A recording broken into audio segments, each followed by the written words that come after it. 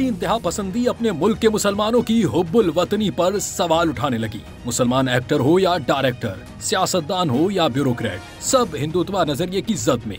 बॉलीवुड अदाकार आमिर खान ने तनकीद से बचने के लिए अपने प्रोडक्शंस के अकाउंट्स पर भारतीय झंडे की डीपी लगा दी। आमिर खान के production house Aamir Khan productions ने गुज़िश्ता रोज अपने तमाम सोशल मीडिया प्लेटफॉर्म्स पर डिस्प्ले पिक्चर डीपी अचानक से तब्दील करके भारतीय कौमी परचम लगा दिया, जिस पर मद्दाहों और नाक़दीन की जानिब से मुख्तलिफ आरा सामने आ रही हैं। फेसबुक, इंस्टाग्राम और एक्स पर मौजूद आमिर खान प्रोडक्शंस के ऑफिशियल अकाउंट्स पर अब एक रिवायती लोगों की जगह भारतीय परचम लहरा रहा है, जिसे मद्दाहों ने फौरन नोट कर लिया और इस तब्दीली को मौजूदा सियासी और समाजी तनाजुर में देखा जाने लगा। इस तब्दीली ने लोगों को आमिर खान के मशहूर फिल्मी किरदार पीके की याद दिला दी, जो लोगों के थप्पड़ों से बचने के लिए दोनों गालों पर भगवान की तस्वीर वाले स्टिकर्स चिपका लेता है।